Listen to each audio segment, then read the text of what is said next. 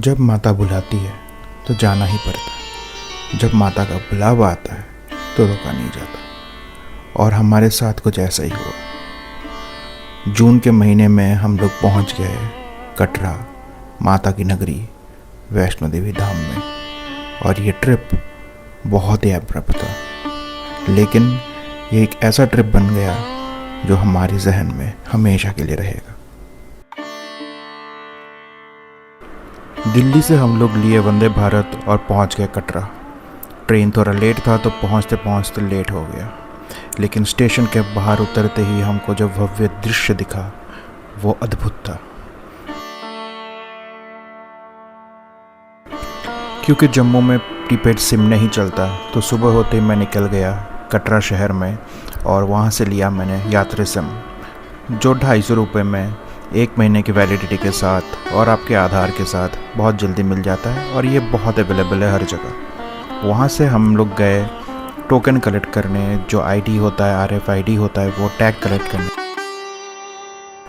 Katra bus stand से हम लोग लिए ऑटो और वहाँ से आ गए हम लोग माता के धाम, जिसको बाणगंगा भी बोलते हैं, जहाँ से यात्रा शुरू होती है। सिक्योरिटी चेक्स होते हैं और वहाँ पे बहुत ही भीड़ था जिस दिन हम लोग पहुँचे। वहाँ पे हमको ऑलमोस्ट आधे घंटे जैसा लग गया to pass all the crowd and to clear the security checks. Almost 11:15 बजे हमने अपना यात्रा शुरू किया। घोड़े, खच्चर और प्रैम्स, पालकियाँ, सब ऑप्शंस अवेलेबल थे, लेकिन हमारे मन में था कि माता के पास जाएंगे तो चल के ही जाएंगे। वैसे माता का दरबार 24 घंटे खुला रहता है। आप कभी भी अपना यात्रा शुरू कर सकते हो। वहाँ पे रेस्ट करने की, खाने की और टॉयलेट्स की सुविधा हर जगह है। आप अपने हिसाब से रेस्ट करके, अपने हिसाब से मोड ऑफ ट्रांसपोर्ट चूज़ करके जा सकते हो। बाणगंगा से शुरू करोगे तो 2-3 जगहें आपको मिलेंगी दर्शन की। चरण पादुका, फिर आता है अर्धकुंवारी। लेकिन 2 रास्ते हैं। एक रास्ता जाता है भवन की तरफ अर्धकुंवारी होके और दूसरा अर्धकुंवारी को बाईपास करके।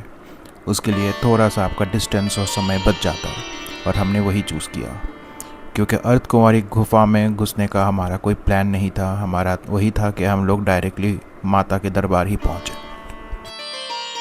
तकरीबन आधा रास्ता क्रॉस करने के बाद हमको लगी भूख और हम लोग वहाँ पे रुक गए। यहाँ पे एक भोजनालय था जहाँ पे हमने लिया करी चावल और राजमा चावल।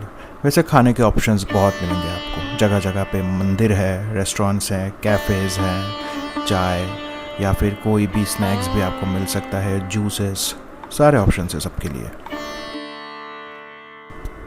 खाना खाने के बाद माता का नाम लेके हमने अपना चढ़ाई फिर से शुरू किया और थोड़ी ही दूर चलने के बाद मन में भक्ति के साथ और नज़ारे की अद्भुत दृश्य देखते देखते हम लोग पहुंच गए भवन के पास। और पहली बार हमने भवन को देखा और वो नज़ारा बहुत बहुत सुकूनदायक होता है जब आप मन में माता का नाम लेके चलते हो और इतनी दूर आने के बाद पहली बार भवन आपको दिखता है।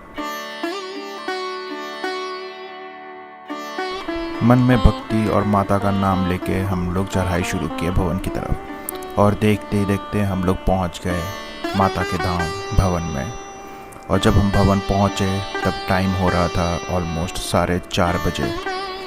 तो 5.5 घंटे से थोड़ा ज़्यादा टाइम लगा हमको फ्रॉम बाणगंगा टू भवन पहुंचने में, जो ऑलमोस्ट 13.5 से 14 किलोमीटर की दूरी है। वहाँ पे बहुत सारे लॉकर्स के ऑप्शन रहेंगे आपके पास आपका सामान रखने के लिए। हमने ऐसा ही एक लॉकर भाड़े पे लिया। हम लोग चेंज किए। वहाँ पे बहुत सारे चेंजिंग रूम्स हैं, बाथरूम्स हैं। फिर हम लोग निकल गए सारा मोबाइल और सब कुछ रख के माता के दर्शन करने। करीब 1 घंटा लगा हमको दर्शन करने में और माता के दर्शन बहुत अच्छे से हुए। लेकिन यहाँ पे मैं एक टिप देना चाहता हूँ जो मेरे पर्सनल एक्सपीरियंस से मैंने गेन किया है।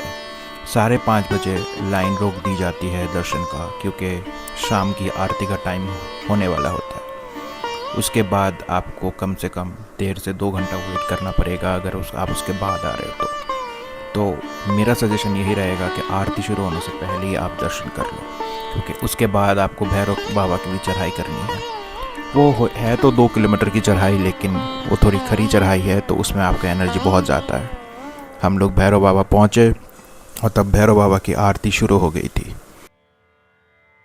आरती ख़त्म हुआ, हम लोग बाबा के दर्शन किए, वहाँ से थोड़ा चाय पिए, फिर हम लोग उतरने लगे टूवर्ड्स बाणगंगा। ये पूरा एक दिन का प्रोसेस है।